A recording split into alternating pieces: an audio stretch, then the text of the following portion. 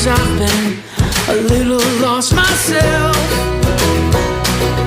Found an old picture of you on my phone. Got a new feeling now, I won't let go till I can tell you for myself.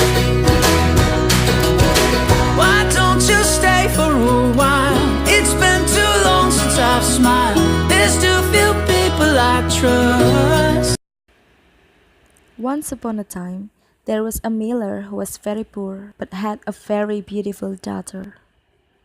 One day, he went to the palace and told the king that his daughter could spin straw into gold. The king, who heard this, was very pleased and wanted to meet her tomorrow in order to test the truth. The next day, the miller brought his daughter to the king. The king took the girl to the room that full of straw and locked her.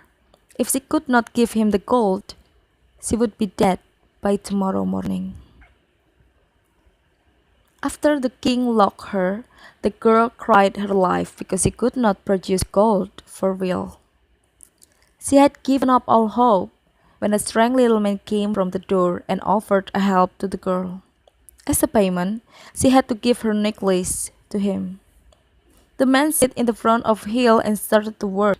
It went on until morning. The king, who saw the result, was very happy and became more greedy. The king took the girl to the bigger room that full of straw and asked her to spin them again if she wanted to live.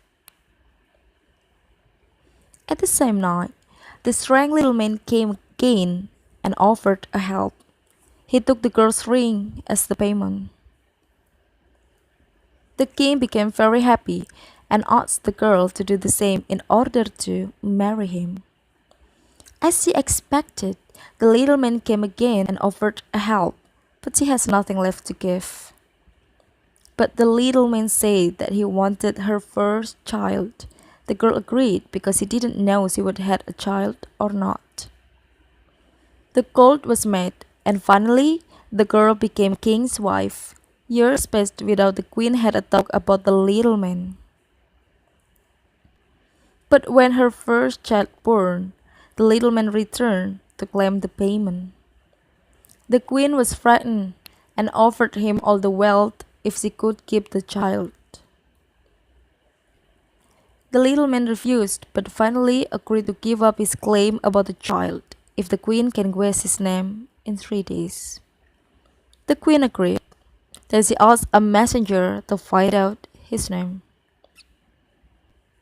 When he was searching the name, he found a house and a little man who shouted, "I'll have the queen's child. Let no one know that I'm Rumpelstitskin." The messenger went back to the palace and told the queen about the case. The queen smiled confidently. After 3 days, the little man came and the queen was very happy to welcome him.